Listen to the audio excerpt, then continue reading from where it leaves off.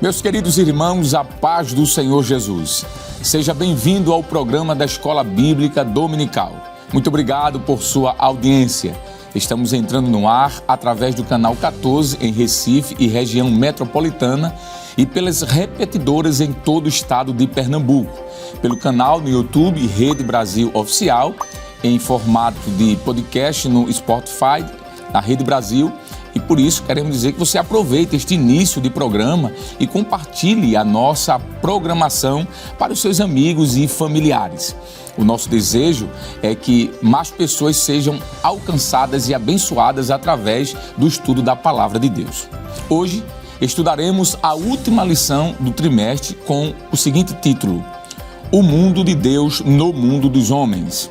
E para comentar esta lição, contamos com a presença do evangelista Jonathan Lucena, que coopera ali na Superintendência das Escolas Dominicais. Paz do Senhor, ministro Lucena. A paz do Senhor, evangelista Alessandro. Amém. Também contamos hoje com a participação, mais uma vez, do presbítero e professor também da STADEB, Escola de Teologia das Assembleias de Deus em Pernambuco, presbítero Jonatas Éder. Paz do Senhor, professor. Paz do Senhor, ministro, é um prazer estar de volta.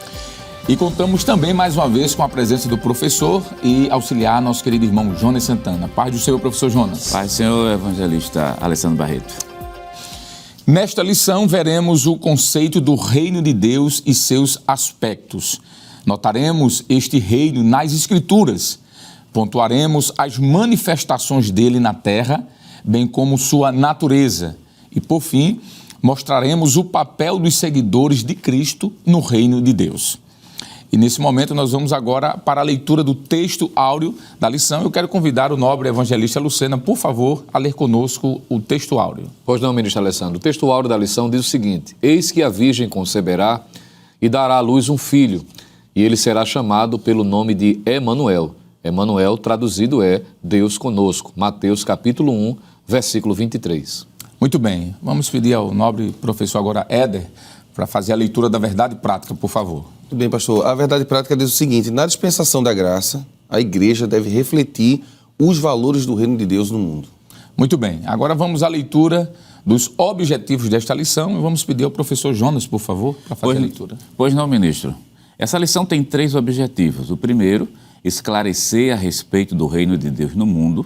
Segundo objetivo, pontuar as bênçãos de uma vida no reino.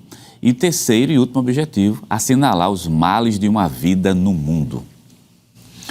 A leitura bíblica em classe para a lição de hoje está em Mateus capítulo 1, versos 21 a 23 e também Gálatas capítulo 4, versículo do 3 ao 7. Acompanhe conosco.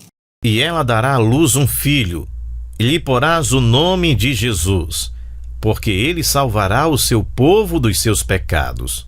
Tudo isso aconteceu para que se cumprisse o que foi dito da parte do Senhor pelo profeta, que diz: Eis que a Virgem conceberá e dará à luz um filho, e ele será chamado pelo nome de Emanuel. Emanuel, traduzido, é Deus conosco. Assim também nós, quando éramos meninos, estávamos reduzidos à servidão debaixo dos primeiros rudimentos do mundo. Mas, vindo a plenitude dos tempos, Deus enviou seu Filho, nascido de mulher, nascido sob a lei, para remir os que estavam debaixo da lei, a fim de recebermos a adoção de filhos.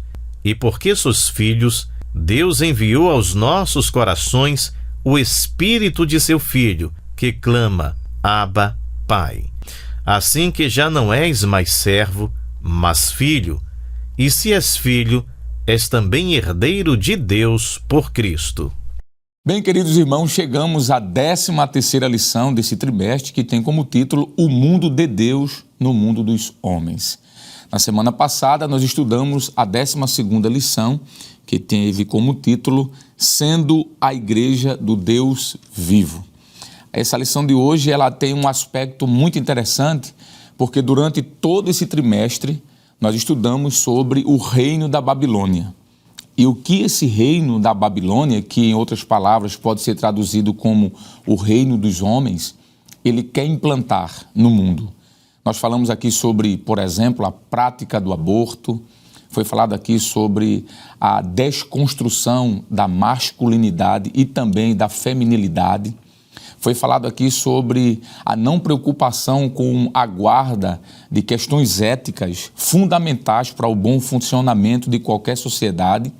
E todas essas características, diria eu, negativas do mundo dos homens ou do reino da Babilônia, que inclusive é o título desta lição, né? O título geral, a Igreja de Cristo e o Império do Mal.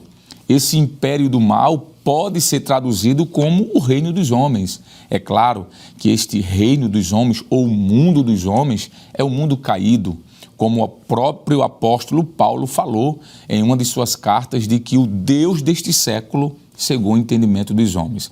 Essa última lição é um contraponto. Nós vimos tudo que o reino dos homens quer implantar, tudo que o reino dos homens quer instaurar. Hoje, nós vamos falar sobre o mundo de Deus, que é traduzido também como o reino de Deus. E aqui eu vou me dirigir aos nossos nobres professores que aqui estão. Evangelista Jonathan Lucena, essa expressão mundo de Deus na Bíblia, ela também é apresentada como o reino de Deus. O mundo de Deus é sinônimo de reino de Deus. E quando nós falamos de reino de Deus, nós falamos de um rei, onde tem seus súditos, onde tem regras, não é? Onde tem domínio. E eu entendo que esse trimestre está terminando, digamos assim, com chave de ouro, porque nós vimos aspectos do reino do homem ou do reino dos homens, o reino do mundo, um aspecto de um reino escuro, distante de Deus, caído, onde há um alto índice de desamor, violência, desrespeito e tudo quanto é ligado às obras da carne. Mas vamos terminar esse trimestre, ministro, falando sobre o reino de Deus, e tem uma expressão que Paulo utiliza em Colossenses 1:13, ele diz que Deus implantou o reino do Filho do seu amor.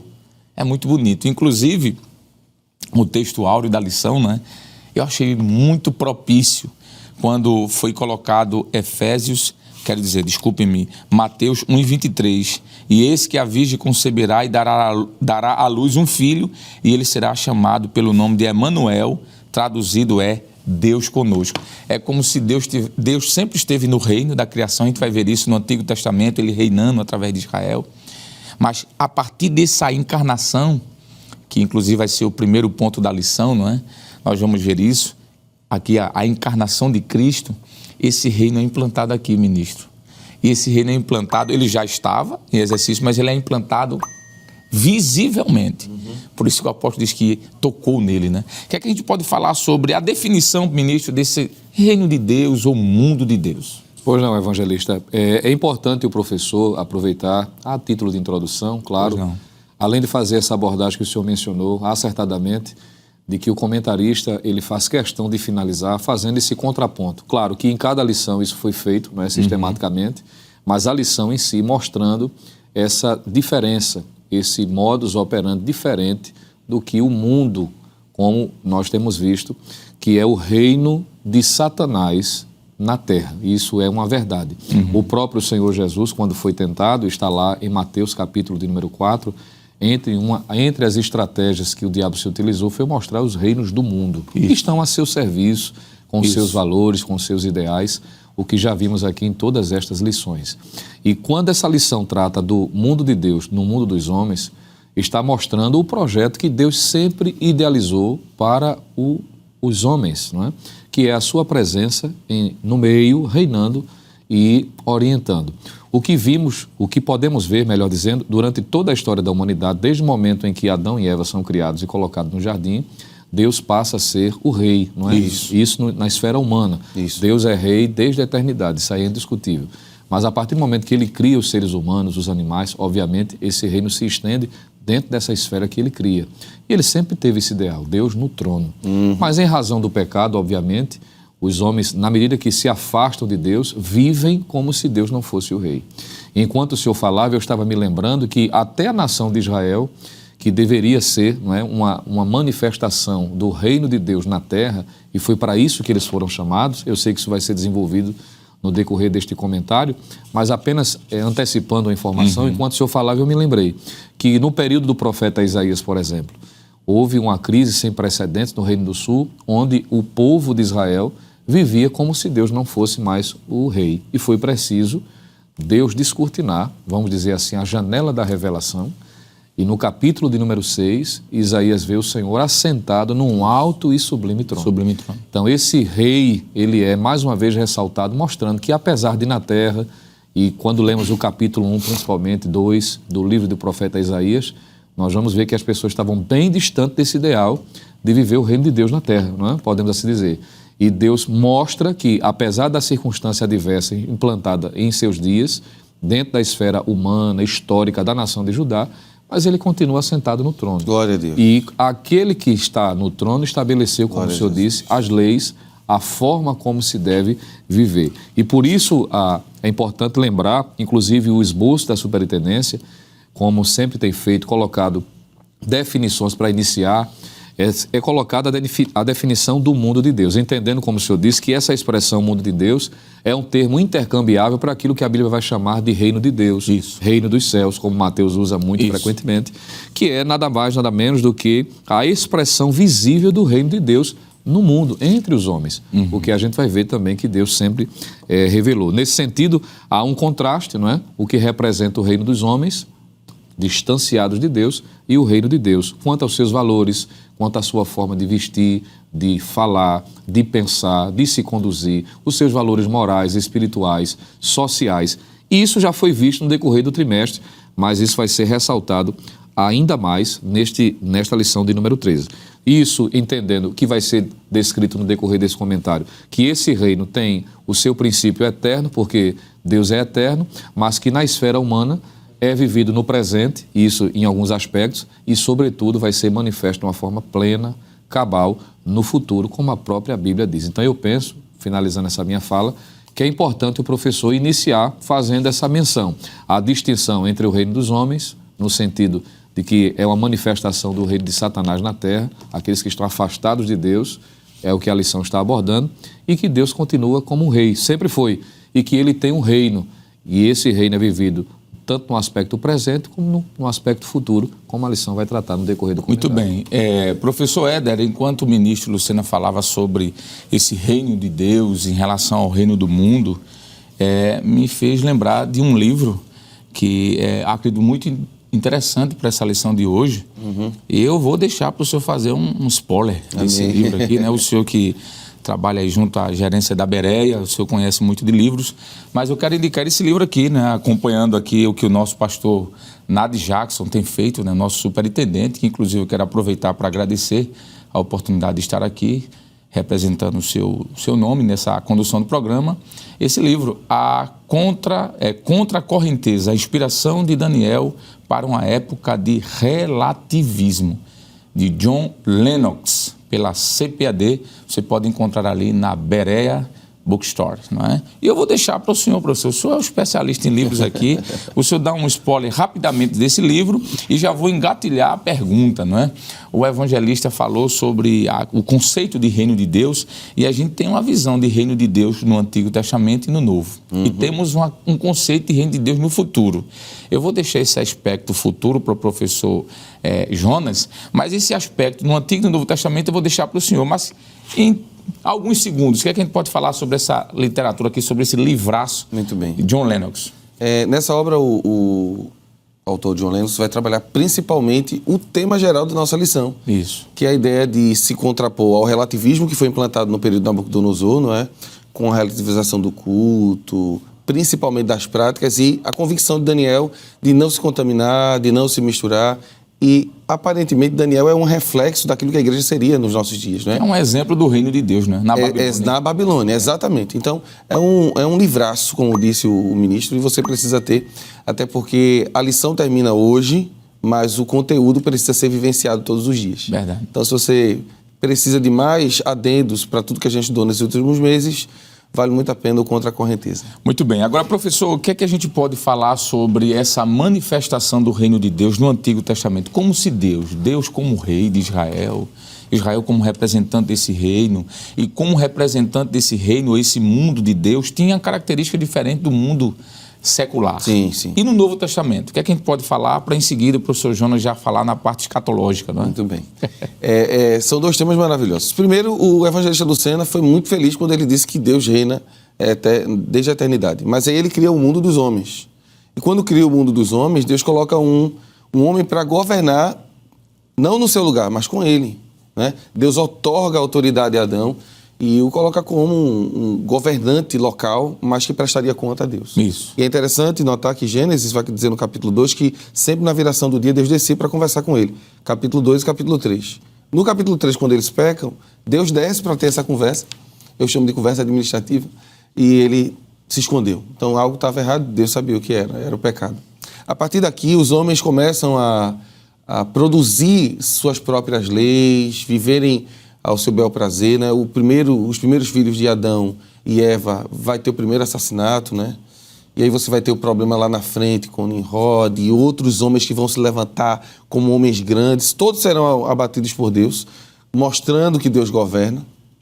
Mais na frente, Deus levanta Noé e os seus filhos conseguem estabelecer um novo conceito, porque toda aquela geração será destruída. Mas veja, Deus como governante diz, vou destruir. E uma prerrogativa de quem comanda é exatamente isso, construir e destruir. Deus resolveu destruir, dando uma oportunidade à família de Noé.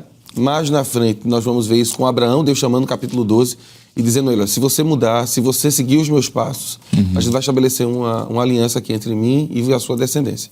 Abraão aceita. Nós vamos ver Deus entregando, por exemplo, em Êxodo capítulo 20, como ele queria que o seu povo vivesse, a gente chama isso de 10 mandamentos, porque tem pessoas que acreditam, ministro Barreto, que os 10 mandamentos seriam para que o povo fosse salvo. Não, o povo já foi resgatado por Deus. Agora deveriam viver para a glória de Deus, diferente de como viviam no Egito. Então Deus entrega as leis. Depois, mais na frente, o povo vai receber um rei teocrático, que é Davi, e a sua dinastia, embora eles fracassem. Mas dentre tudo isso, o Salmo 24, verso 1 em diante, esse salmo é fantástico. Abra sua Bíblia, eu vou ler na NAA apenas 2 versículos. O versículo 1 e o verso 2, Salmo 24. Ao Senhor pertence a terra e a sua plenitude, o mundo e os que nele habitam. Porque Ele fundou-a sobre os mares e sobre as correntes a estabeleceu. Observe que, como Criador de todas as coisas, Deus mantém esse domínio, esse controle, que vai ser visto, por exemplo, em Daniel, vamos citar mais um texto, capítulo 4, quando o rei Nabucodonosor enlouqueceu e disse que a glória seria dele, não é? Daniel até avisou ele, olha, converta o seu coração, porque ele teve aquele sonho, né? E ele achou que ele seria realmente tudo aquilo. E em um dado momento, ele diz, eu edifiquei a grande Babilônia, não é? Porque esse é o espírito, pastor Barreto, esse é o espírito que existe dentro da Babilônia, de exaltação, de autoglorificação. E aí, como Deus não aceita dividir glória com ninguém, veio um vigia e disse a ele, acabou o tempo. Né? E aí, quando ele recobra, depois de passarem 7 tempos, a gente não sabe definir bem se são meses, estações, não é tão claro, né? Mas no versículo 34, depois que ele recobra, ele diz o seguinte, mas ao fim daqueles dias, eu, Nabucodonosor, levantei os olhos ao céu e recuperei o entendimento. Então eu bendisse o Altíssimo, louvei e glorifiquei aquele que vive para sempre. O seu domínio, observe o que Nabucodonosor está dizendo, o seu domínio é eterno, seu reino se estende de geração em geração. Todos os moradores da terra são considerados como nada, e o Altíssimo faz o que quer com o exército do céu, que está falando dos anjos, né? E com os moradores da terra, os homens. Não há quem possa deter sua mão, nem questionar o que ele faz. Na qual a gente diz assim, não há quem possa estorvar a sua mão e lhe diga, que fazes? Não é? Então esse governo de Deus apresentado no Antigo Testamento mostra como Deus sendo o rei da sua criação, seja animais, seja homens, seja o próprio governo. No Novo Testamento, o reino de Deus é apresentado com o nascimento do Senhor Jesus. Como o Senhor disse, é o primeiro ponto da nossa lição, né? Da nossa lição. Com a encarnação de Cristo, o reino de Deus é estabelecido de forma prática e física. Por quê? Até então Deus governa através de homens, agora Deus governa a partir do seu Filho, né? Por isso que o primeiro ponto vai tratar da encarnação e da importância dessa encarnação. E o precursor do Messias, eu termino agora, o João Batista, em Mateus 13:2, ele diz assim, arrependam-se, porque é chegado o reino de Deus. E ele está falando baseado naquilo que ele mesmo viu, né? Em João capítulo 1, verso 29, é dito que o Cordeiro de Deus já estava ali. Eis aí o Cordeiro de Deus que vai tirar o pecado do mundo. Então, o estabelecimento do reino de Deus de forma plena se dará, como o Jonas vai comentar já já, mas ele já está em curso. Isso quer dizer que Deus exige, pastor, da sua igreja, que a gente viva como se já estivéssemos no céu. A gente ainda não está no céu, mas o nosso caráter precisa refletir o céu. Esse texto que o senhor citou é interessante porque tem tudo a ver com Mateus 4,17, quando, inclusive está na lição, diz assim: desde então começou Jesus a pregar e a dizer: arrependei-vos porque é chegado o reino de Deus.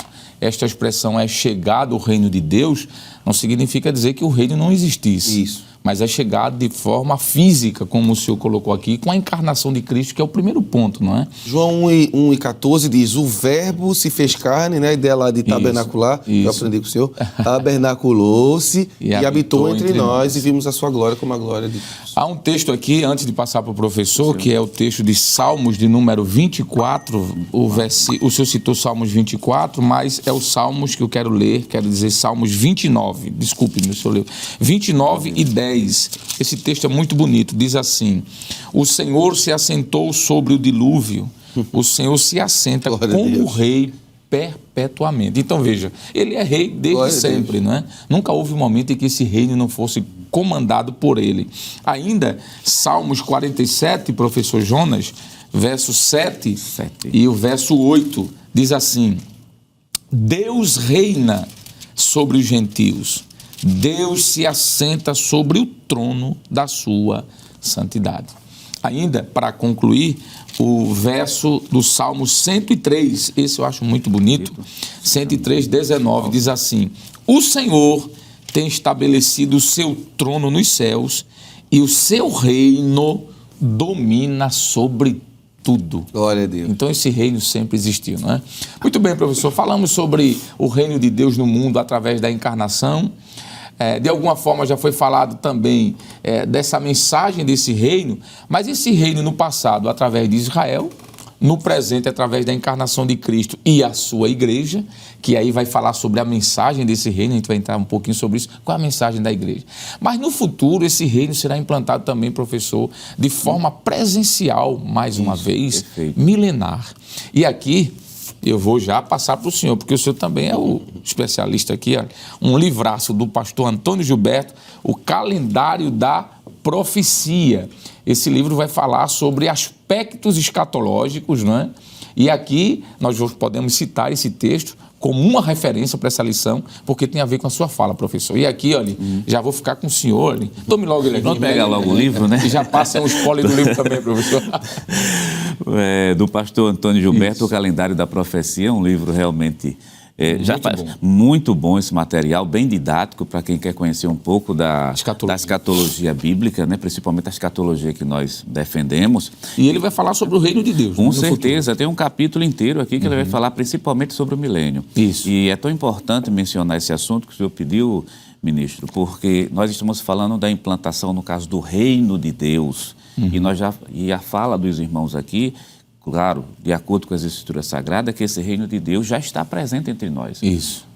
A exemplo disso, nós temos Lucas capítulo 17, versículo 21. Muito bom. Especificamente o versículo 20 até o versículo 21. Pedi permissão ao senhor para ler. Por favor. Que diz assim: e interrogado pelos fariseus sobre quando havia de vir o reino de Deus, respondeu-lhe e disse: o reino de Deus não vem com aparência exterior. Ao versículo 21, nem dirão, ei-lo aqui ou ei-lo ali, porque eis que o reino de Deus está entre vós. Amém. E se faz presente através do próprio Senhor Jesus Cristo. Por que isso é tão importante fazer essa diferenciação desse reino de Deus que está entre nós e a questão do milênio? Existem várias escolas teológicas hoje por aí e tem uma escola teológica que diz que nós estamos vivendo no milênio. Eu geralmente brinco, se a gente está no milênio, tanta morte, greve, tudo bem, sei que tipo de milênio é esse, né? E cadê o rei? Cadê o rei, né? Outra coisa é cadê o rei? Então são teologias, né, que perpassam por aí. Mas haverá sim o reino futuro. O reino milenial. Vamos traçar aqui um perfil, né, daquilo que a escatologia diz, da seguinte maneira: arrebatamento da igreja. Nesse momento que a igreja ela é arrebatada, ela vai passar pelo tribunal de Cristo, haverá um período de 7 anos de grande tribulação aqui embaixo e a igreja estará justamente no milênio. Aí quando terminar a grande tribulação, o julgamento das nações vivas, Quer dizer, depois desse julgamento, Cristo implantará o seu reino milenial. Pela primeira vez, o mundo presenciará o Rei Jesus em cima do trono, juntamente com a sua igreja, liderando e controlando esse mundo. A exemplo disso, nós podemos confirmar isso, Salmo 89, versículo 36 e 37, Isaías capítulo 11, do versículo 1 até o versículo 9, Isso. e Daniel capítulo 7, do versículo 3 até o versículo 14. E a confirmação dessas profecias estão justamente em Apocalipse. Apocalipse capítulo 20, do versículo 4 até o versículo 6, só para eu ganhar tempo para não ler, onde mostra que esse reino será literal, será implantado por Deus. Então, no momento, o reino de Deus está entre nós. Para entrar nele é necessário o arrependimento, que é uma condição necessária.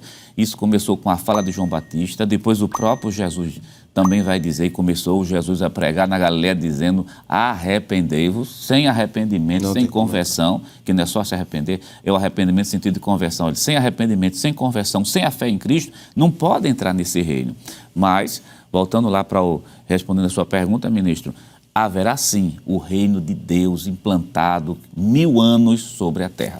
O interessante, eu queria que nós temos ainda 3 minutinhos, dá para a gente fazer um ping-pong, no bom sentido da palavra aqui, não é? Evangelista Lucena e professores que estão aqui, enquanto o professor Jonas falava sobre esse reino futuro, o senhor falou do reino passado, estabelecendo Deus como rei, Israel, depois a igreja, no aqui e agora, mas haverá um reino futuro. E esse reino futuro, de alguma forma, já está ligado com esse próximo ponto, que a gente vai tratar com mais detalhes no próximo bloco, a mensagem do reino. O reino deste mundo, que é o reino da Babilônia, fala de injustiça, fala de escravidão, fala de não valorização à vida humana, não é? Porque durante o trimestre, nós estudamos aqui, por exemplo, sobre a deturpação da doutrina, do pecado, falamos sobre o ensino progressista. Veja a mensagem do reino do mundo, né? A mensagem do reino dos homens. O ensino progressista, falamos um pouquinho sobre a dessacralização da vida no ventre materno, isso é o aborto. Falamos um pouco sobre a desconstrução da masculinidade e também da feminilidade. Falamos sobre o aspecto da transgenerismo, não é? Isso são mensagens do mundo, né? Desse reino agora. Falamos sobre uma visão do corpo, da não valorização, da santificação do corpo. A mensagem do reino, a mensagem desse reino, evangelista, não dá para a gente comentar agora, mas eu já vou deixar um pontinho aí aberto para vocês comentarem, é totalmente contrário. Isaías disse que esse reino será um reino de justiça. Glória a Deus. Verdade. Será um reino de paz, será um reino de equidade, onde não haverá espaço para a impiedade, porque aqueles que se levantarem impiamente serão condenados. Isso. O próprio Senhor diz aqui, não é? A justiça será o cinto dos seus lombos. Olha que reino, não é? Os reis da atualidade, que são os governantes, infelizmente a gente tem visto tantas coisas no mundo, né? Inclusive no nosso contexto, que são aberrantes, mas virá um reino que a mensagem dele é diferente. Eu sei que o término do assunto já chegou, mas vamos deixar esse ping-pong para o próximo bloco, não é? Senhor. Então, nós queremos pedir para você que não saia daí e continue acompanhando esse programa, porque certamente tem muita coisa boa chegando aí.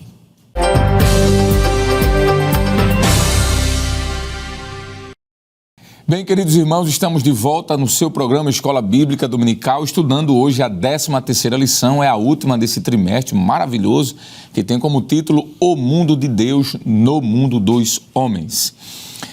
Nós estávamos conversando no bloco passado sobre o primeiro ponto ainda da lição, muito bem, que fala ainda sobre a mensagem deste reino e os valores deste reino. Evangelista Jonathan Lucena, nós tínhamos já adiantado um pouco que o reino milenial de Cristo, a mensagem que será pregada lá, que é uma mensagem de justiça, de equidade, de santidade, de retidão, ela também é pregada hoje pela igreja, não é?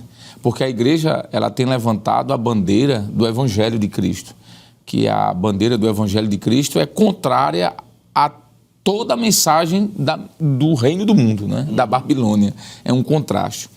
E o que é que a gente pode falar, ministro, e aí o senhor, os irmãos podem interagir também, sobre esses dois últimos pontos, a mensagem e os valores. O senhor fala um pouquinho sobre a mensagem e os professores aqui comentam sobre os valores, porque eu penso que mensagem e valores estão interligados. Né? Perfeitamente. Eu concordo também com o senhor em entender de que tanto a mensagem quanto os valores do reino estão interligados.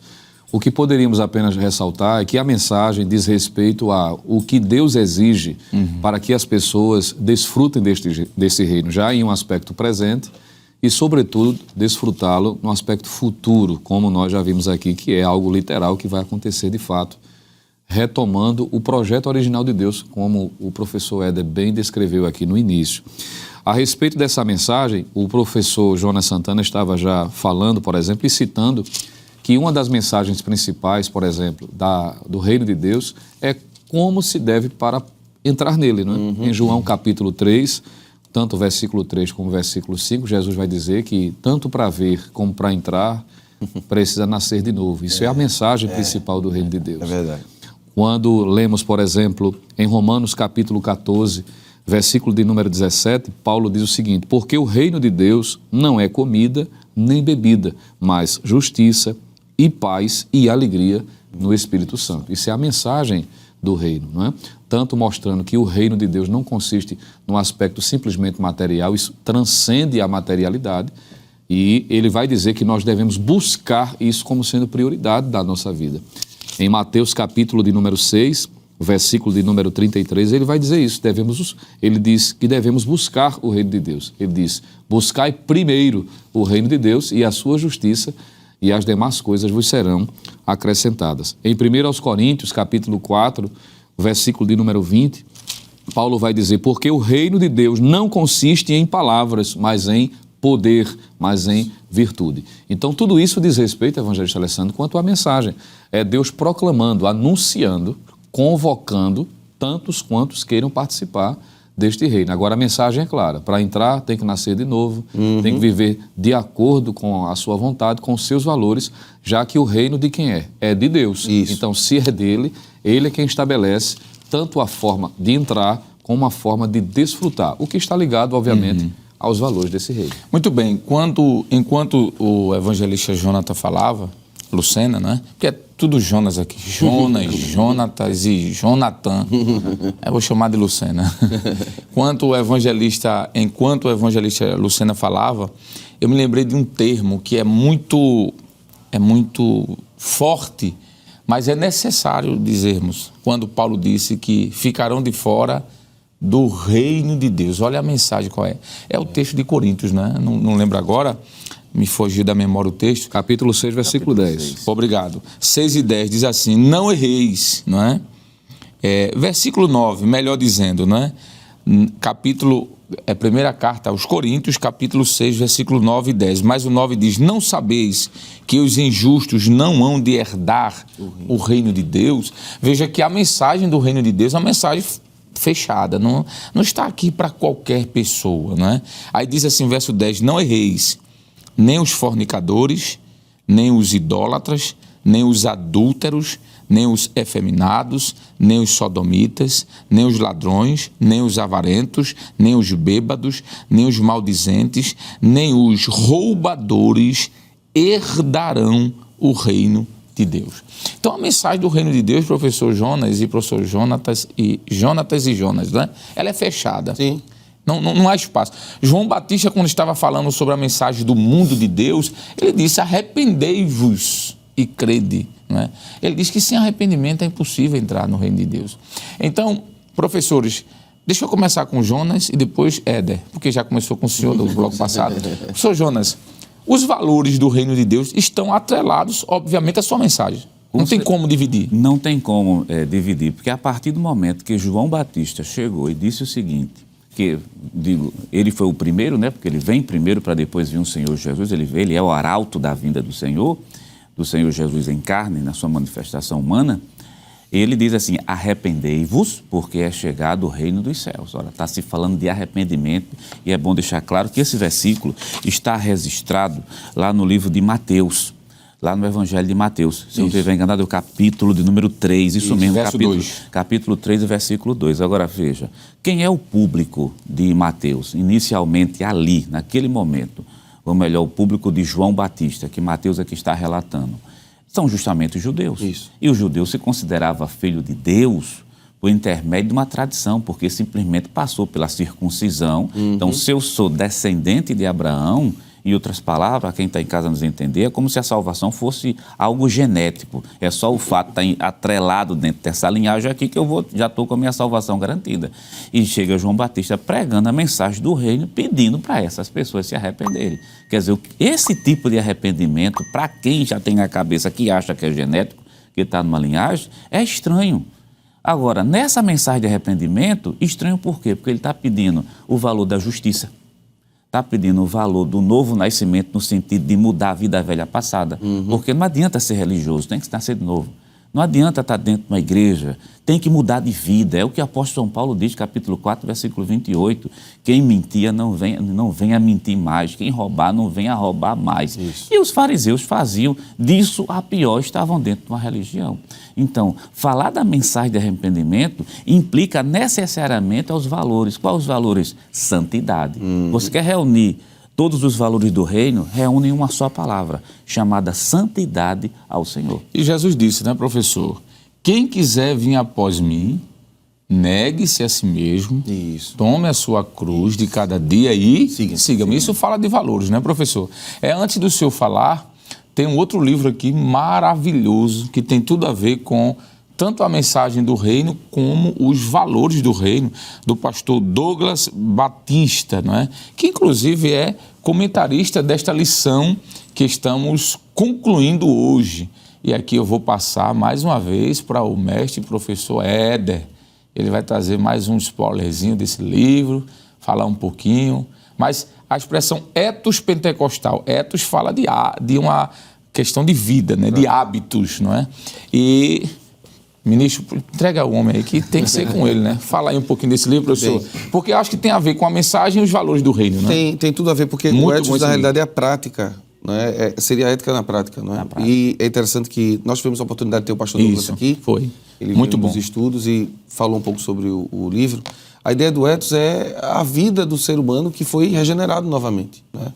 Então, como se comportar no mundo de hoje, com os desafios que foram apresentados pelo evangelista Barreto. O pastor Douglas, que é o autor da lição, ele trata muito bem disso. Isso. Voltando para a questão dos valores, é muito importante salientar que a diferença, se existir a diferença entre mensagem e valor, é que a mensagem ela é anunciada, o valor é vivido. Isso. Só é isso. A única diferença é essa. Exatamente. A mensagem ela pode ser proclamada, pode ser dita, e os valores precisam ser vividos. E talvez a maior mensagem sobre os valores... Seria a ortopraxia, né, professor? Excelente. É viver o que se prega. A ortodoxia seria a pregação correta, não é isso? E a ortopraxia a prática daquela mensagem correta. Quando a gente vai analisar Mateus 5, 6 e 7, que foi um tema de uma das lições passadas, lições mesmo, né? Nós estudamos o Sermão do Monte, Jesus estabelece ali como deve ser o padrão de conduta das pessoas. E aí ele fala, por exemplo, sobre controle da ira em 5 de Mateus, versos 21 e 22, a fuga da imoralidade sexual, tudo do capítulo 5, tá? O casamento indissolúvel. No nosso tempo, hoje em dia, as pessoas casam, vê se dá certo. Tem casamento que não dura nem o período das núpcias, né? É uma realidade dos nossos dias. Mas o comportamento da ética do reino, não é? O comportamento dos valores do reino, o casamento continua sendo indissolúvel, né? Um homem, uma mulher, essa realidade de não ofender, quando fazer as esmolas e fazer orações, fazer do jeito certo, porque tem gente fazendo esmola e oração para ganhar a salvação, não como uma atitude voluntária de coração, de ser a mão de Deus, ser os braços de Deus, né, para abençoar o próximo. A questão de ter o caminho correto, né? Ele vai falar dos 2 caminhos, vai falar sobre o cuidado com a avareza. Capítulo 5, 6 e 7, releia em casa, relembre aquela lição maravilhosa que vai tratar sobre os valores. Então, o que é o valor? É aquilo que Deus exige dos súditos que vivam. A mensagem é aquilo que a gente prega. Muito bom. Em outras palavras, entre o que foi dito aqui, o que seria a mensagem e os valores? São duas faces de uma mesma moeda, não é? Não tem como você viver no reino e você não ter a mensagem, você ter a mensagem e não ter a prática. Então você não vive nesse reino. Exatamente. Muito bem, vamos então pedir a próxima tela, por favor, que é o ponto 2, não é, da nossa lição, que são as bênçãos de uma vida no reino. E, evangelista Jonathan Lucena, a primeira parte que nós vamos destacar aqui desse ponto 2 é a remissão dos pecados. Em outras palavras, todos aqueles que estão no reino de Deus foram regenerados e logo foram redimidos, não é? Não existe a ideia de alguém que participa do mundo de Deus sem experimentar a regeneração, a remissão dos seus pecados. Porque há uma mudança de vida. O apóstolo São Paulo disse que quem está em Cristo, nova criatura é, eis que todas as coisas, tudo se fez novo e agora ele é um ser diferente. Então, evangelista Jonathan Lucena, as bênçãos de uma vida no reino de Deus. A primeira coisa é sobre a remissão dos pecados. O que é que a gente pode comentar sobre isso? Muito bem. Esse ponto é um ponto bem específico da lição que trata do que muito alegra, né? Quando a gente, não é que os demais não alegram, entenda. Mas até então, como o senhor bem descreveu, um reino, para ser reino, tem que ter o rei, precisa ter os seus súditos, suas leis, seus deveres, né? Seus valores, como já vimos, o que aperta um pouco o cerco, né? É o aspecto mais pesado, mais forte, mais impactante. Mas também tem seus privilégios. E é exatamente isso que a lição vai estar tratando aqui. Porque quando nós cumprimos os deveres, nos submetemos ao modus vivendi, não é? Desse rei que estabeleceu os seus princípios, então, naturalmente, passamos a desfrutar das suas benesses. E entre estas, que são inúmeras, se fôssemos usar a expressão de Davi, por exemplo, o Salmo de número 103, versos 1 e 2, ele fala de vários benefícios, né? No plural, mostrando ali no Salmo 103, a propósito, de que existe uma infinidade de benefícios desses que pertencem ao reino de Deus. E a remissão dos pecados é um dos principais. O senhor iniciou o comentário da lição fazendo menção a Colossenses 1,13, quando Deus nos tirou do reino das trevas e nos transportou para o reino do Filho do seu amor. E isso através da redenção, do resgate. Nós pertencemos a Deus, a este rei maravilhoso, soberano, que governa todas as coisas, por direito de criação, porque ele criou, mas também por direito de redenção. Ele nos resgatou. Aleluia. E isso por meio do seu Filho. Então, isso é um privilégio. Verdade. Nós pertencermos a Cristo, nós fomos redimidos, nós fomos resgatados. E quando a gente vai ler Romanos capítulo 5, a gente vai ver que a quem decide o Senhor resgatar não é uma pessoa que merecia isso, não é mesmo? Romanos capítulo de número 5, eu queria ler aqui para não citar errado, lemos alguns aspectos de quem o Senhor decide resgatar por meio do seu Filho, Jesus Cristo, não é? Romanos capítulo 5, para ser mais específico, versículo 6 em diante, diz assim: porque Cristo, estando nós ainda fracos, morreu a seu tempo pelos ímpios, porque apenas alguém morrerá por um justo, pois poderá ser que pelo bom alguém ouse morrer, diz Paulo.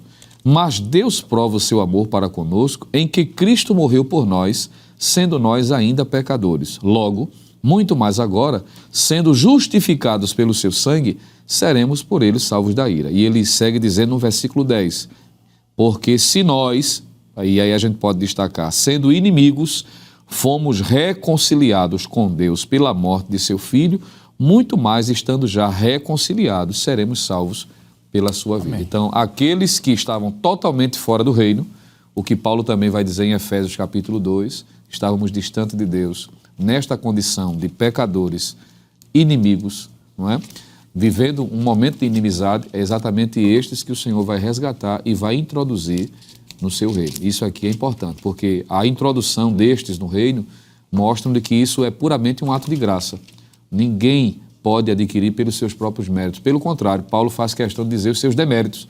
Mas ainda assim, este rei que é gracioso, que é misericordioso, que é bondoso, estendeu a sua mão da misericórdia. Glória a Deus. E pelos princípios que ele estabeleceu. Quando estes ouviram a mensagem, não é? Principalmente aquela que pode ser usada como resumo, quando Jesus disse: vinde a mim, vós que estáis cansados e sobrecarregados, glória a Deus. eu vos aliviarei. E quem dá ouvidos a esta mensagem, naturalmente, é reconciliado, redimido dos pecados, resgatado e introduzido neste reino. Muito bom, que bênção, né? Então, uma das benesses de fazer parte desse reino é ser redimido, né? Passar pela remissão dos pecados. O próximo ponto é adotados e herdeiros de Deus. É outra bênção, mas nós vamos falar sobre ela um pouquinho. Eu vou aqui para minha filhinha. Nós falamos sobre o conceito do reino de Deus. Eu estou usando aqui, olha, o esboço, não é? A gente indicou o livro, né? Mas vamos indicar o esboço também aqui. Dá para pegar aqui, câmera? Vê aqui. Muito bem, você pode baixar no site da Rede Brasil, né? Olha aqui, ó. Esse esboço é comentado, é feito pela orientação do nosso pastor-presidente e do nosso superintendente, o pastor Nadi Jackson, que sempre está nos orientando como desenvolver. E somos nós aqui mesmo quem vai ajudando um ao outro e vai desenvolvendo esse trabalho. Então, na nossa filhinha aqui, nós falamos sobre o conceito do mundo de Deus e do mundo dos homens. Depois falamos sobre o reino de Deus, o reino de Deus no mundo, né? No Antigo e no Novo Testamento, no reino futuro. Falamos sobre as manifestações desse mundo de Deus no passado, no presente e no futuro. Mas aqui, professor Éder, eu quero voltar aqui para os bolsos, antes da gente vir para a lição. A natureza desse reino. A natureza desse reino ela é espiritual e é uma natureza santa. Isso. Não é um reino físico, como já foi falado. Quando Jesus veio, alguns dos seus compatriotas, judeus, pensaram, né, que ele viria montado num cavalo e com soldados e espadas. E disse, pronto, chegou o nosso rei agora, ele vai derrubar o Império Romano. Aí ele disse, opa, essa não é a característica do reino. A característica do reino ele é espiritual. Por isso que Paulo disse que a nossa luta, a nossa batalha Glória a Deus. Não é contra o homem, não é algo físico. Ela é essa batalha é contra as hostes espirituais da maldade. Então, o reino de Deus, que é combatido e está combatendo todos os dias, é no âmbito espiritual. E além de ser no âmbito espiritual, professor, aqui pelo esboço que a superintendência desenvolveu, diz que esse reino de Deus é espiritual e esse reino de Deus é um reino santo, não é?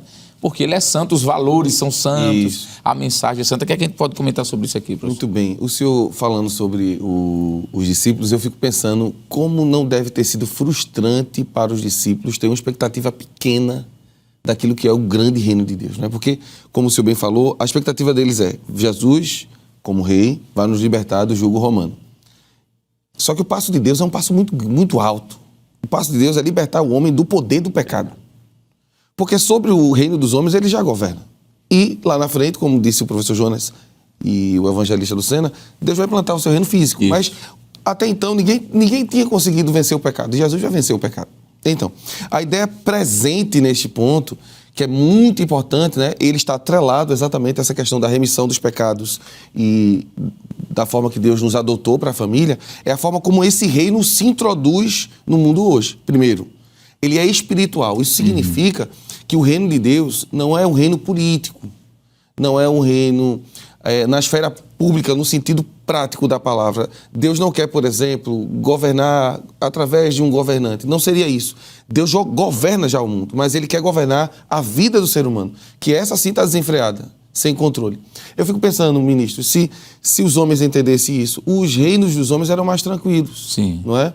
O apóstolo Paulo vai dizer para a gente orar, para que os governantes estejam em paz, porque assim a gente também vai ter paz. Não é isso ele falando do Império Romano, que vivia sempre em atrito. Mas lembrando ao professor de escola dominical e aos alunos, porque muitos alunos acompanham o programa, né? O reino de Deus não é um reino político, não é um reino filosófico, social, é um reino de mudança no mundo espiritual. E isso aqui, irmão, é poderoso.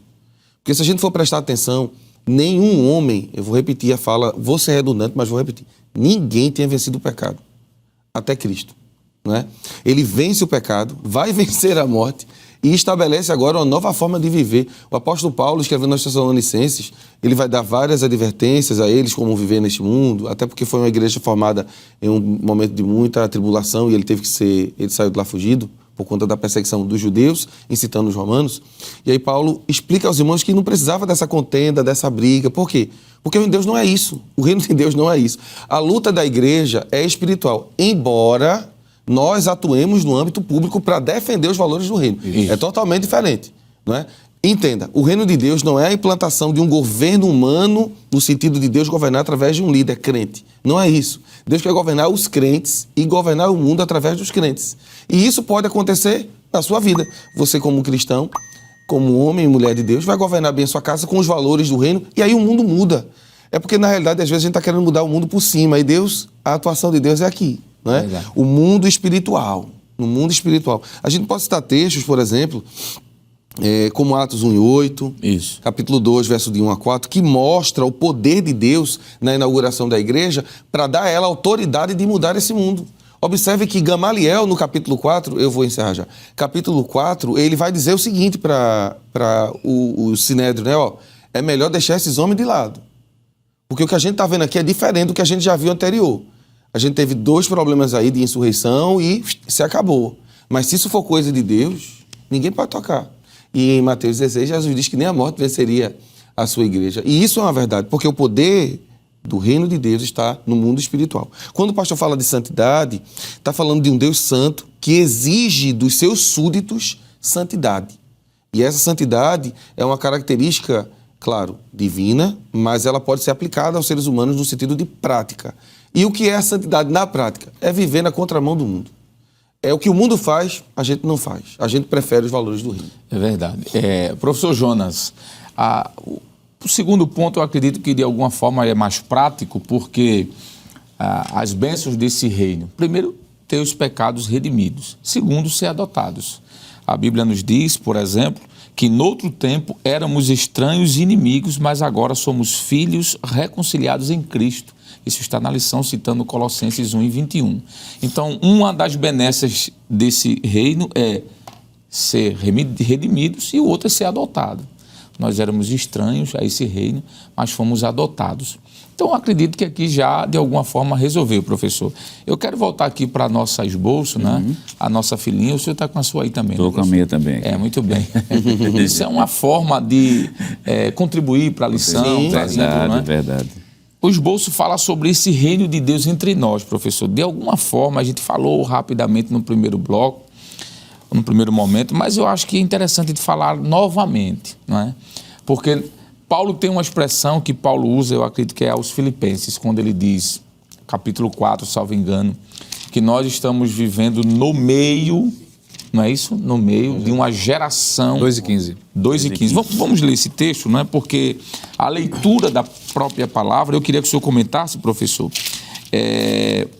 Olha aqui, como é que esse reino de Deus está entre nós? Como é que ele é manifestado? 2:15 diz assim: para que sejais irrepreensíveis e sinceros, filhos de Deus inculpáveis. Aqui eu vou dar um destaquezinho.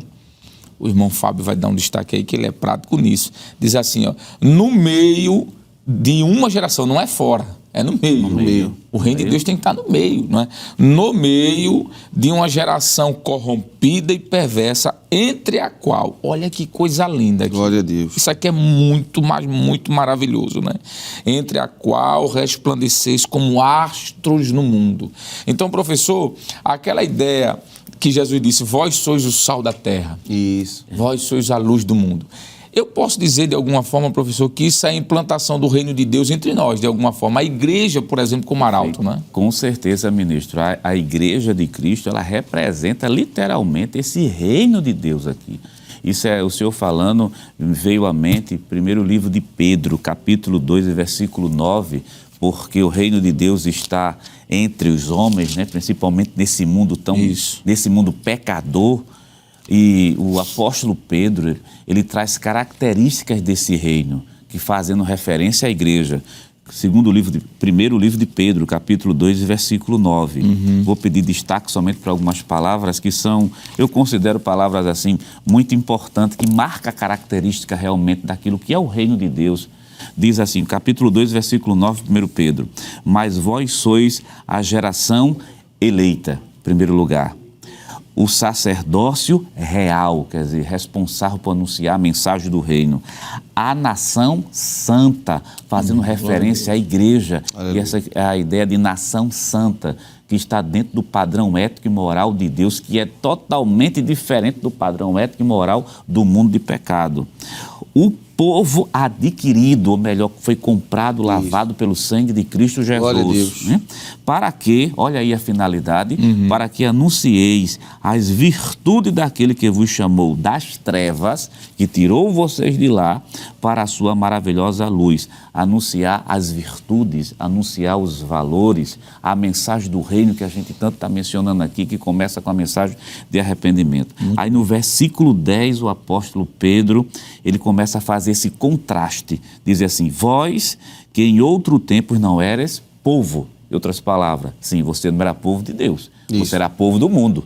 Agora você é povo de Deus, mas agora sois povo de Deus. Essa expressão é tão interessante e tão impactante que a superintendência escreveu um esboço, parece que foi da lição número 12, que está lá a expressão povo de Deus. Ou melhor, o que é que significa? Esse povo tem dono. E quem entrar nesse povo tem que estar submisso à autoridade do dono e andar de acordo com aquilo que o dono estabelece. Aí o versículo ainda continua, que não tinhas alcançado misericórdia, mas agora alcançaste misericórdia. Só para complementar esse reino de Deus que está entre nós, Efésios capítulo 4, versículo 17, diz assim, e digo isto e testifico no Senhor, para que não andeis mais como andam também os outros gentios na vaidade do seu sentido, entenebrecidos no entendimento, separados da vida de Deus pela ignorância que há neles, pela dureza do seu coração. Essa expressão é tão forte, entenebrecidos no entendimento. Então veja as características. O povo que não é reino e a igreja de Cristo que é o reino de Deus, nação santa e nação preparada, povo adquirido pelo sangue de Cristo que alcançou misericórdia para anunciar o quê? As virtudes. Que virtudes são essas? Os valores que foi mencionado lá no primeiro bloco. Muito bem. A vontade de dar glória. Mas pode dar. Dar glória. Jesus. Pode dar glória.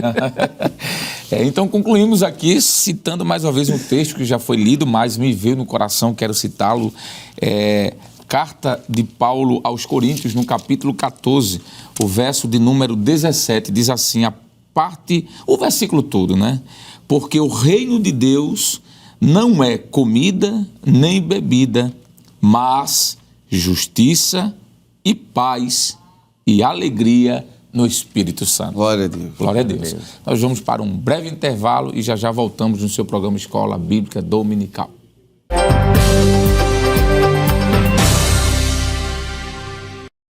Bem, queridos irmãos, estamos de volta no seu programa Escola Bíblica Dominical. Estamos terminando o terceiro trimestre desse ano, um trimestre maravilhoso, na 13ª lição hoje, que tem como título O Mundo de Deus no Mundo dos Homens. Eu vou pedir, por gentileza, para a produção colocar aqui em tela o último ponto da lição, que fala sobre os males, observe o título, os males de uma vida no mundo. E o primeiro ponto, o evangelista Lucena fala sobre a escravidão do pecado. É um assunto, é um tema que a cada dia que se passa, professor, está ficando mais escasso, né? Parece-me que essa mensagem de coach, essa mensagem de autoajuda, essa mensagem de vai dar tudo certo, ela tem alcançado os púlpitos de muitas igrejas.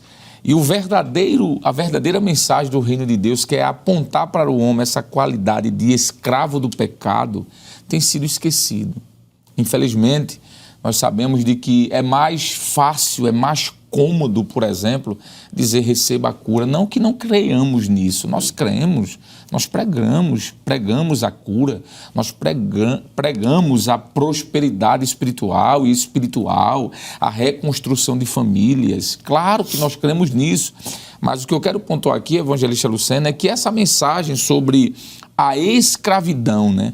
A Bíblia assevera de forma muito clara de que o homem caído, sem Deus, ele está preso, ele está escravizado dentro desse mundo dos homens. Enquanto eu falava aí, eu lembrei de Agostinho, né? Agostinho de Hipona, um teólogo da idade medieval. Ele escreve um livro fazendo esse contraponto entre o mundo de Deus e o mundo dos homens, ou a cidade de Deus e a cidade dos homens. Evangelista Lucena, o que é que a gente pode falar sobre esse mal, que é a escravidão do pecado, que é a mensagem do mundo, né? Esse reino do mundo. Perfeitamente. E é o contraste que já mencionamos aqui, quando foi tratado na lição, sobre os benefícios que o reino de Deus proporciona aos homens, que se submete aos seus valores, os seus deveres. Enquanto o reino de Deus é libertação, é transformação, é paz, não é? Com Deus, consigo mesmo, com aqueles que estão à volta. Uma das características do reino das trevas, do reino dos homens, é exatamente a escravidão. O próprio Senhor Jesus disse em João, está escrito por João, capítulo 8, versículo de número 34, que aquele que comete pecado é servo do pecado. E a máxima do reino dos homens é exatamente dar vazão à carne, dar vazão aos prazeres. Tantas pessoas escravizadas, né, ministro? Pelos vícios, Exato. pelas drogas, pela prostituição. O apóstolo Paulo, quando vai descrever a condição deste homem caído, em Efésios capítulo 2, o que pode ser tratado como se fosse um retrato que Paulo está pintando. O homem sem Deus e o homem em Cristo. Ou o homem sem Cristo, melhor dizendo, e o homem em Cristo. E ele vai dizer que o homem sem Cristo, que está fora do reino de Deus, que não está debaixo dessa chancela, dessa tutela do reino de Deus, é um homem que vive na prática do pecado, fazendo a vontade da carne, não é? Dos seus pensamentos, do seu desejo. Ele vive uma vida desenfreada, fazendo exatamente o que a obra da carne naturalmente faz, aprisionado, como o senhor disse, à bebida, ao mundo das drogas, à prostituição. Isso. Tudo que é de prática pecaminosa que fere a santidade como sendo a característica principal dos que pertencem a este reino. E, lamentavelmente, há pessoas que vivem dentro dessa realidade e o intrigante é que acham-se livres estando presas ao pecado. E quando olham para os crentes, os servos de Deus, os salvos em Cristo Jesus, acham que nós estamos presos, aprisionados, porque alguns dizem até que a gente não se diverte, não se desfruta do melhor da terra. Pelo contrário, nós é que vivemos porque nós nos realizamos em Deus. E aí está a máxima da vida humana. Nós não dependemos das condições físicas, nós não dependemos de um copo de bebida para sentir alegria. O senhor leu Romanos 14, 17, quando uma das características do reino é a alegria no Espírito Santo. Veja, é uma alegria que independe da circunstância. Tendo ou não aquilo que é material, que é comum para a vivência humana, nós sentimos alegria. Isso. E isso é um diferencial. Em contrapartida, os que vivem dentro dessa esfera do mundo, não é? Com os seus prazeres, dependem de uma noite, não é? Dependem de uma atitude, dependem de um comportamento, dependem de um ato pecaminoso para se sentir realizado, o que naturalmente os súditos do reino de Deus não precisam disso. Até porque nós encontramos em João capítulo de número 18, versículo 36, Jesus dizendo o seguinte: o meu reino não é deste mundo.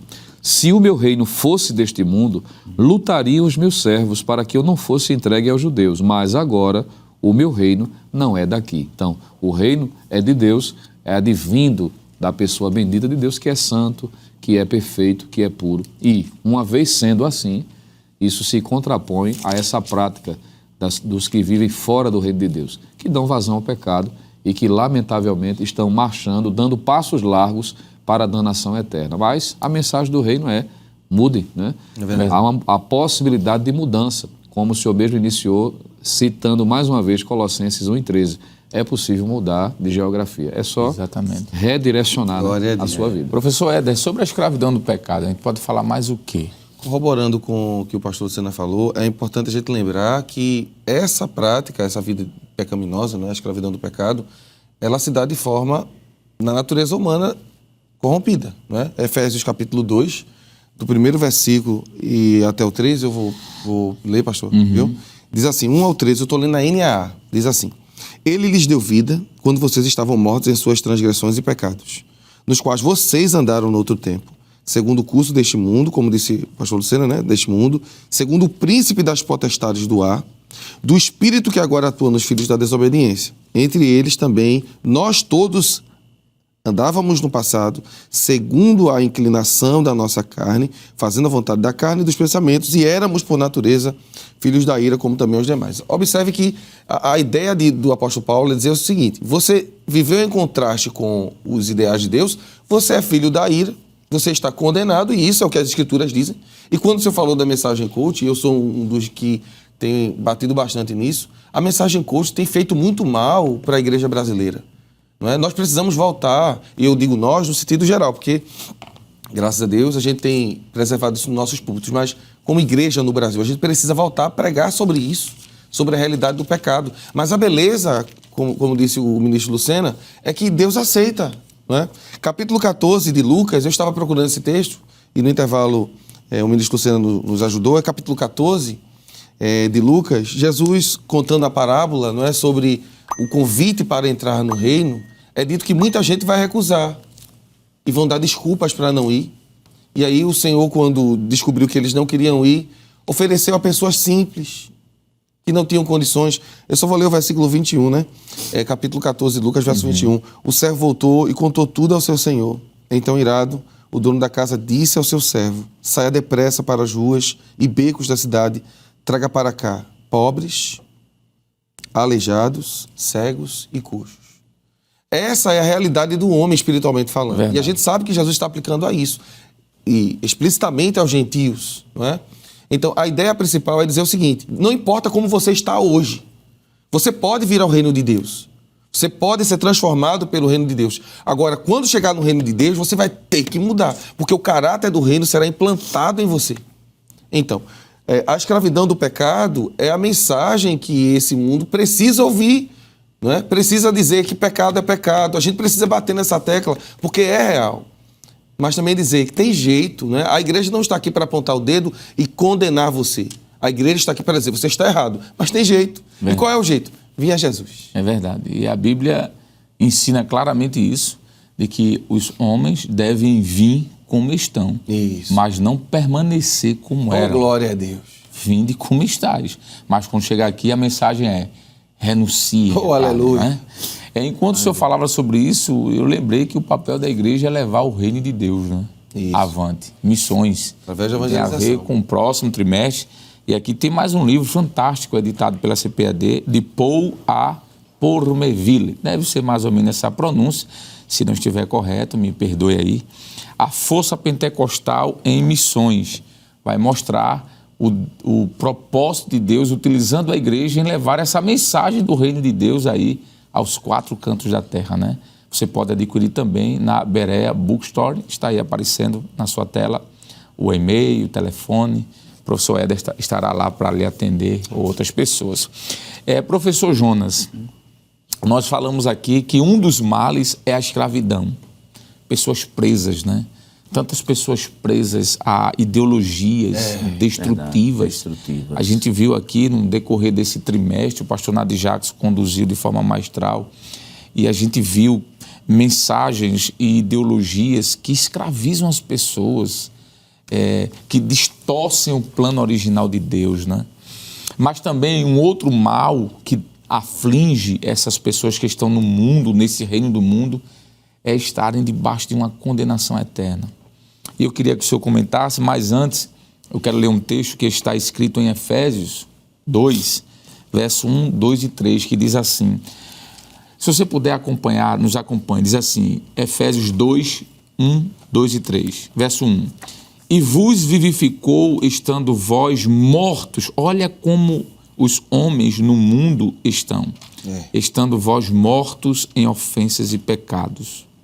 E em outro tempo andastes segundo o curso deste mundo, segundo o príncipe das potestades do ar, do espírito que agora opera nos filhos da desobediência, entre os quais todos nós também antes andávamos nos desejos da nossa carne, fazendo a vontade da carne e dos pensamentos, e aqui é o mais forte, e éramos por natureza filhos da ira, como os outros também. É muito forte, né, professor? Eu sei que as pessoas que estão nos assistindo talvez se sintam chocadas com esta expressão bíblica, mas é a mais pura realidade. As pessoas que estão no reino do mundo, professor, estão debaixo de condenação. Romanos, né, 3:23, salvo engano, diz, porque todos pecaram e distantes, né, destituídos, quase que não sai, destituídos, obrigado, viu? O bom aqui é assim, que a gente enrola a língua, mas tem alguém que ajuda. Estão distantes do reino de Deus, professor. Então, o que é que a gente pode comentar sobre esses filhos da ira? Será que tem como mudar essa realidade, professor? O homem fora do mundo, fora do reino de Deus, ele está condenado. Dentro do reino de Deus, a gente viu que ele foi adotado, que ele foi regenerado, que ele foi santificado, que ele foi perdoado, que ele foi purificado. Mas fora desse reino, professor, ele está em uma situação perigosa. O que é que a gente pode dizer para a pessoa que nos assiste agora, há como mudar essa realidade? O que é que a Bíblia tem para nos dizer sobre esse último ponto, professor, que é justamente sobre estar debaixo de uma condenação eterna? Tem como mudar essa realidade. Glória a Deus por Eu isso. gosto, só mencionando aqui, o senhor disse, a expressão é muito dura, quando vocês conhecem, filhos da ira, ou melhor, está no caminho da condenação. Mas isso aí pode ser mudado? Pode sim. Por isso mesmo que a igreja, o reino de Deus, está aqui na terra com essa mensagem, dizendo ao pecador que está lá fora, arrependei-vos, que você pode sair, deixar de ser filho da ira para ser filho de Deus. Veja que o apóstolo São Paulo, no versículo, ministro, que o senhor leu, e que o irmão Jonatas Éder, presbítero da igreja, leu também, Paulo tem esse cuidado de estar sempre dizendo lá em Efésios, capítulo 2 e versículo 2, vos vivificou, estando vós mortos em ofensas e em pecado. Mas o versículo 2 diz assim, em que noutro tempo andastes. Quer dizer, vocês estavam no caminho da condenação. Tem uma hora que ele fala de curso, né? Como se fosse um rio levando. Um rio levando, mas há a possibilidade de mudar. Tem um versículo também, primeiro livro aos Coríntios, capítulo de número 6, versículo de número 10, que diz assim, não errei, nem os devassos, ele começa a citar, nem os idólatras, mas no versículo 11 ele diz assim, e é o que alguns de vocês têm sido. Se eu não estiver enganado, é a NA que diz assim, vocês foram isso no passado. Isso. Quer dizer, vocês foram no passado, vocês andaram nesse curso do mundo. Mas por que agora eles mudaram, estão como benefício? Porque aceitaram Jesus como Salvador. Olha a mensagem do Evangelho. É uma mensagem simples. Qual é a mensagem que a igreja prega? Olha, Jesus salva, Jesus cura, Jesus batiza com o Espírito Santo, Jesus prepara, Jesus leva para o céu. Então, quer entrar nesse reino, quer sair dessa condição, aceita Jesus como Salvador, entra nesse mundo. É claro que a Bíblia quer renúncia. Jesus está dizendo, vinde a mim, mas quando chegar aqui dentro, renuncie a si mesmo. Eu sei que é mais fácil cortar o outro, mas a gente cortar na sua própria carne é complicado.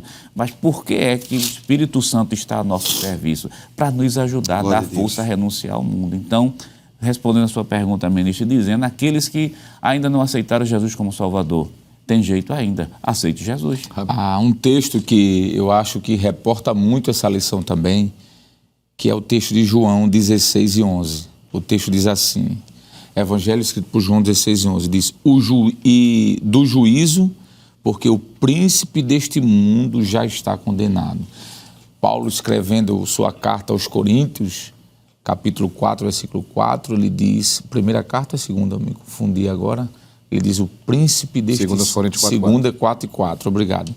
Ele diz que o príncipe deste século ali, cosmos, é mundo, né? O príncipe desse século tem cegado o entendimento dos homens. E essa ação diabólica, essa ação maligna, que é o que nós estamos estudando desde o começo, né? É o império do mal, Nós estamos estudando sobre como viver neste mundo dominado pelo espírito da Babilônia. Então, esse espírito da Babilônia, professor Éder, nós já estamos terminando aqui, mas ainda dá para a gente comentar alguma coisa. Ele tem escravizado as pessoas estão sendo levadas a um estado de condenação eterna, de danação eterna. Mas como foi dito aqui pelo professor Jonas de forma muito clara, a igreja ainda está aqui pregando sobre o reino do Filho do seu amor, como disse Paulo. Jesus, né? Olha o que Jesus diz em Mateus. Só Jesus pode dizer essas coisas. Veja o que Jesus vai dizer em Mateus 11 e 28 ao 30. Venham a mim, todos vocês que estão cansados, sobrecarregados, e eu os aliviarei. Tomem sobre vocês o meu jugo e aprendam de mim, porque sou manso e humilde de coração, e vocês acharão descanso para a sua alma, porque o meu jugo é suave e o meu fardo é leve. Só um pouquinho de contexto, porque a Bíblia é contexto, né? Você tem que ler o texto e explicar. O que Jesus está dizendo é o seguinte, existia nesse período aqui, um grupo religioso chamado fariseus, que colocavam leis sobre leis e não mudavam as pessoas, né? A mudança acontece quando você permite que Jesus assuma o controle da sua vida. E aí é bonito a expressão que ele usa com o jugo, né? Diz assim, venham para mim, vou tirar esse peso de você, esse fardo pesado do pecado, tudo aquilo que tem deixado você abatido e triste, mas você não vai ficar livre não. Vou colocar sobre você uma canga, que é um pedaço de madeira onde colocava entre dois animais. E aí nós vamos aprender a andar assim. Eu acho tão lindo isso, pastor, porque a ideia é que a partir de agora nós vamos caminhar com Jesus. E dia após dia nós vamos melhorando.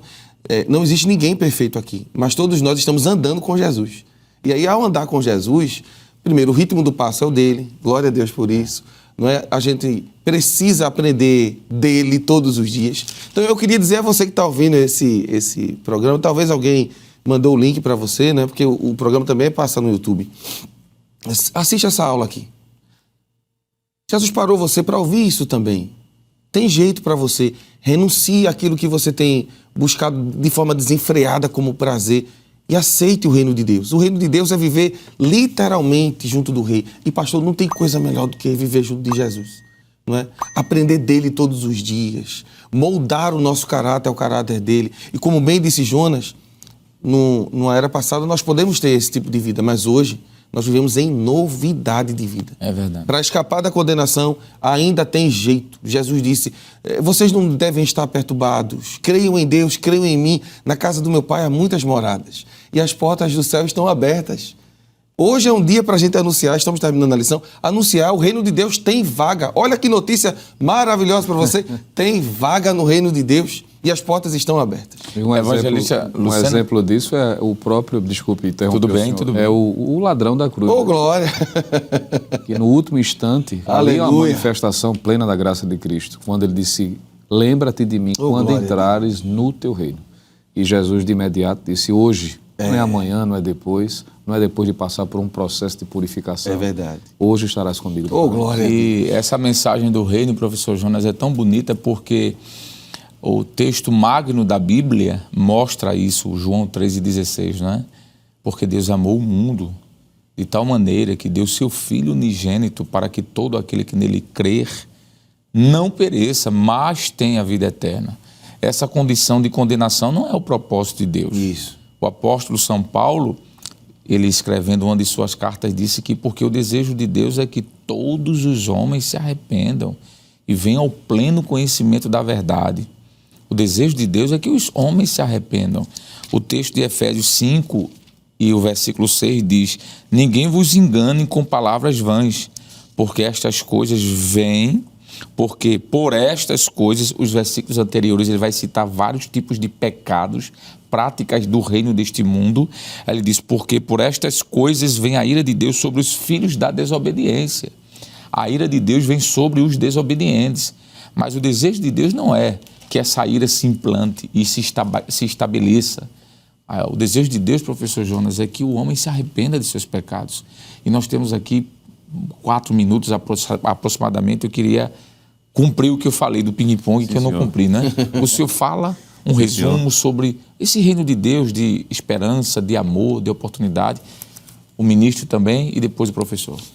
Um dos objetivos, claro, patente nas Escrituras Sagradas, que o reino de Deus veio para trazer vida. Aleluia. Vida. Onde nós podemos encontrar isso? João capítulo 10, versículo 10, lá na partezinha final do versículo, diz assim, eu vim para que tenhas vida e tenha com abundância. E, ministro, menos de 10 segundos, nós estamos no Setembro Amarelo. Alto índice de suicídio, por sinal é o quarto motivo maior de mortes no mundo. Amigo, Jesus quer te dar vida. Aleluia. E vida com abundância. Amém. Professor Jonas? Jonatas? Muito bem, eu quero citar Daniel capítulo 2, que está martelando na minha cabeça faz tempo, e o versículo 34. Daniel se referindo a Nabucodonosor. Enquanto o Senhor estava olhando, uma pedra foi cortada sem auxílio de mão e atingiu a estátua nos pés de ferro de barro e os despedaçou. É importante salientar, o reino dos homens vai acabar. E o reino de Deus será implantado de forma espetacular. É melhor já ficar do lado de Deus hoje. Amém? Muito bem. E aproveitando essa deixa, né, tão incisiva, desfrutar do que ele tem para todos nós. É uma oportunidade que o professor, em sala de aula, vai estar mencionando, sobretudo, características, a natureza, o propósito, como pertencer e, consequentemente, do que podemos desfrutar quando pertencemos deste reino. Lembrando de que, como esse reino tem um aspecto presente, já desfrutamos de benefícios que não são poucos, são vários. A lição precisou resumir por uma questão de espaço, não é? Mas quando lemos a palavra de um modo geral, em especial o Novo Testamento, nós vamos perceber milhares, podemos assim dizer, de benefícios. Então é uma oportunidade, inclusive em sala, o dirigente da escola, me permita a ousadia, ministro, fazer o convite, eventualmente, para alguém que não é evangélico, durante a semana, estar convidando, não é, pessoas não evangélicas para estarem participando também, em especial desta escola, já que o propósito principal da escola dominical é atender também a necessidade espiritual dos não evangélicos e trazer essa mensagem de esperança e de salvação. Um dos benefícios do reino de Deus também é a presença do Espírito Santo. Aleluia. Paulo disse que nós somos vasos de barro onde Deus colocou um tesouro. Glória a Deus. E esse tesouro é a presença do Pai, do Filho e do Espírito. Porque Jesus disse que iria para o Pai, mas viria outro em seu lugar, onde habitaria com os discípulos e nos discípulos. Versículo 17.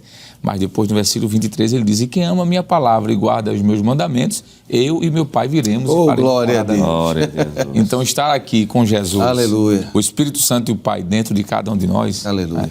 Bom, eu quero agradecer a participação dos companheiros. Nós terminamos aí o comentário dessa lição. Agradecer a Deus também. Agradecer ao nosso pastor presidente pela oportunidade. Agradecer ao nosso superintendente, pastor Nadir Jackson.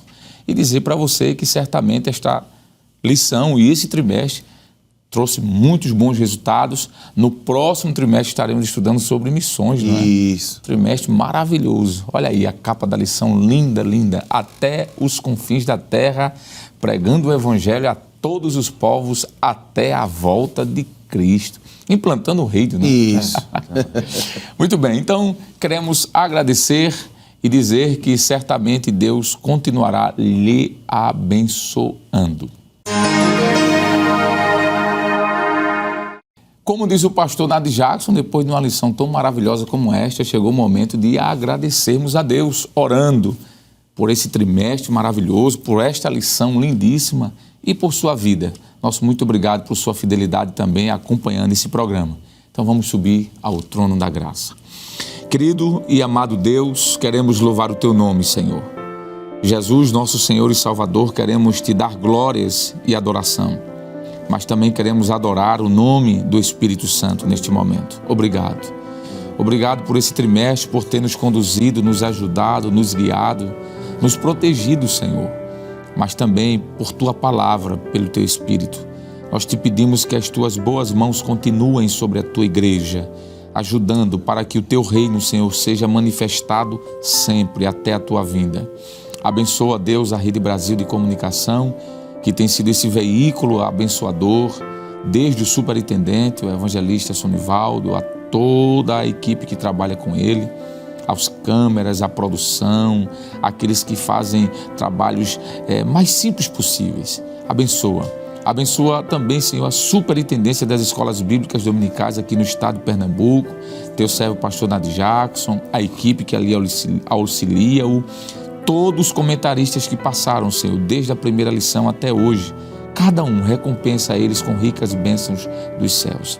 Te pedimos pela vida do nosso muito digno e amado pastor presidente, pastor Ailton José Alves, sua família, seu ministério, pastor vice-presidente Samuel Oliveira, sua família e filhos, e todos da mesa da diretoria, Senhor, pastor Luiz Mário e família, pastor Oscar Dantas e família, pastor Eliel e família, evangelista, Senhor, Evandro Domingos e família, e todos que compõem a mesa da convenção. Nosso muito obrigado, Senhor, que o teu nome seja engrandecido e glorificado para todos sempre. Amém.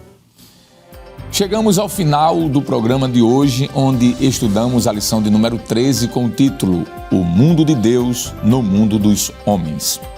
Na próxima semana daremos início ao estudo da nova lição com o tema geral Até os confins da terra, pregando o Evangelho a todos os povos até a volta de Cristo. E veremos a primeira lição do novo trimestre com o título A Grande Comissão, um enfoque etnocêntrico. Lembrando a você que o programa da Escola Bíblica Dominical vai ao ar na TV toda sexta-feira às 21h30 e no sábado às 16 horas.